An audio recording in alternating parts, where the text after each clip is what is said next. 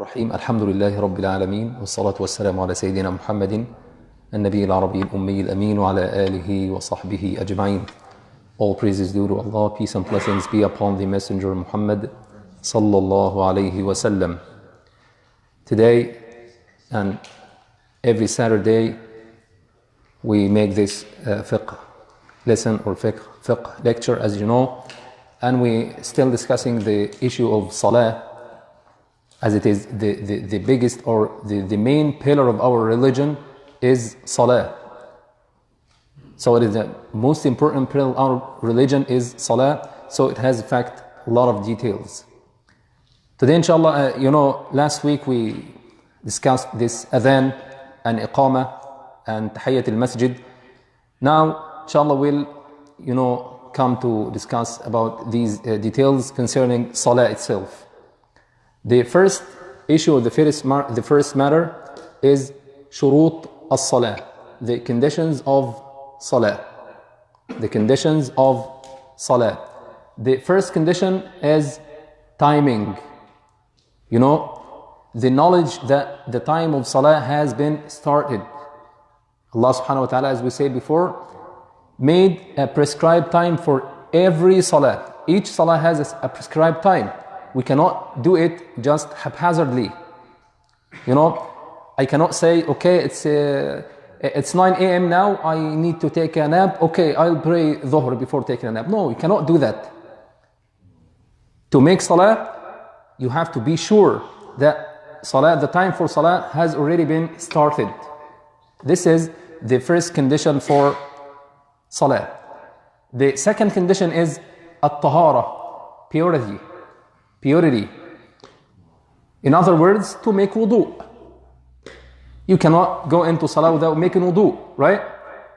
And the way to make wudu, alhamdulillah, all of you know that, and we already discussed it before. So, the timing itself, to make wudu, and to be sure of the purity, tahara, for your garments, your body, and the place you will pray in. Okay? The purity of the garments, the body, and the place you will pray in. طهارة الثوب والبدن والمكان. You cannot miss in one of them. Now when we say the conditions of salah, all of that should be fulfilled. All of these conditions should be met before going into salah. Timing, and purity from the minor and the major impurity or al-hadath, making wudu, in other words, making wudu, and the tahara, the purity of your body, your garments, and the place you will pray in. Okay? And then to face the qibla. To face the qibla. This is one of the conditions of salah. But the question now, if you cannot face the qibla, for any purpose or for any problem, like for example, we know that maybe somebody have this illness or disease and he already, installed in a bed or put in this bed, he cannot even move right or left. What will he do? He will pray. He don't have to face the right qibla because it is a necessity. He has a problem in facing the qibla. He cannot move. He just, as we said, just put or sit on this bed, and he have this disease, this illness. He cannot move. Okay, he can pray the way he is already, sitting or even laying on his side, on his back or whatever.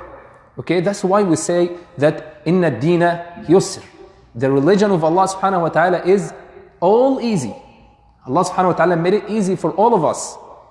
In all our worshipings, Allah subhanahu wa ta'ala made it easy for all of us.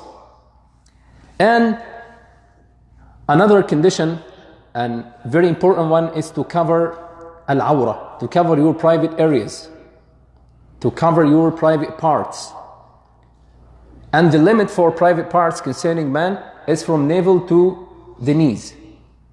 From navel to knees. Some scholars say no, just your private parts, the genital parts, but the right way or the right opinion is to cover from at least. I say at least. You don't have to come to the masjid with this short or this, without covering your shoulders. You don't have to do that. But we say, if you have to do that, at least you should cover from navel to the knees. Okay, that's for men. And for women, the whole body is awra, except for the face and the hands, the palms.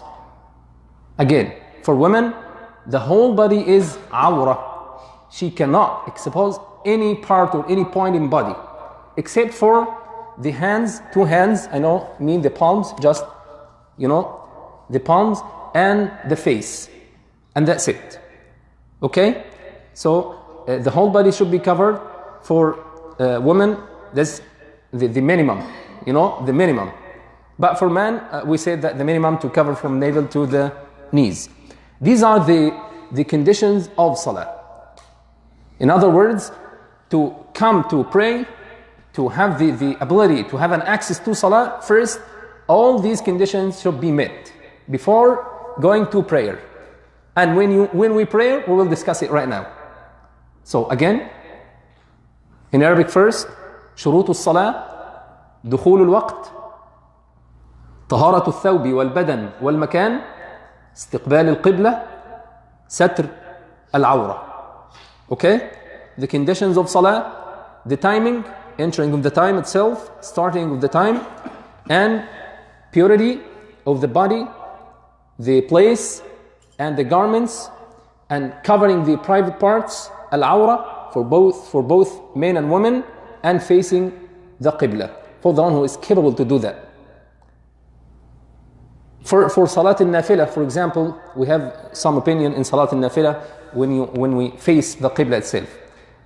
If you are in the train, or even in the plane, on this flight, and you need to pray, you don't know where is the qibla. Okay, if you ask for the qibla, or if you check the qibla, you can know. But while you are praying, the plane or the train said me turn to right or turn to left, right? This way you have no problem. The first step is to face the qibla. And if the bus, the train, the plane taking the left or the right way, no problem for you. That's for nafila, salat and nafila, not for fard. Salatul farida, you have to exert much effort. Okay? But if you have no way to know how to face the qibla, now you can pray at any direction, no problem. Okay? But first, to be sure that you cannot make sure or you cannot face the qibla in any way, now you can pray towards any direction. Okay? Is that clear, inshallah? Okay. Now we'll come to pray. How to perform prayer. The way to perform prayer. In the Quran, as we said before, Allah subhanahu wa ta'ala just said, وَأَقِيمُوا الصَّلَاةِ, and establish the prayer. Perform prayer. But Allah subhanahu wa ta'ala didn't tell us in the Quran how to pray. The way we pray, right? He didn't say that you make this takbir and ruku' and sujood and what to say while ruku' and what to say while prostration. All this stuff, all these details, we just know about it from the sunnah of our Prophet Muhammad sallallahu alaihi wasallam. That's why we always say that we cannot worship Allah subhanahu wa ta'ala without this sunnah. We have no way out from the sunnah. We should follow the Prophet Muhammad sallallahu alaihi wasallam. And we said that it is the only way. Don't say the best way. If we say the best way, that means that we have many ways and we just choose the way of Prophet Muhammad sallallahu alaihi wasallam. No, it is the only way. The only way to worship Allah subhanahu wa ta'ala. Allah subhanahu wa ta'ala himself says, وَأَطِيعُوا اللَّهَ وَأَطِيعُوا الرَّسُولِ, and obey Allah and obey the messenger, meaning Sayyidina Muhammadan sallallahu alayhi wasallam. Okay, so how to pray? The way you pray, to make this takbiratul ihram. Now just we take, this look on salah, to make takbir and to stand like this. And the details, inshallah, will come to know about it, which is fard, which is wajib, and which is sunnah. But just the way to stand and to make ruku', and then to rise from ruku', and then to go to sujood, prostration and to have this short sitting between two sajda, and to do that on each rak'ah, and at the end of your salah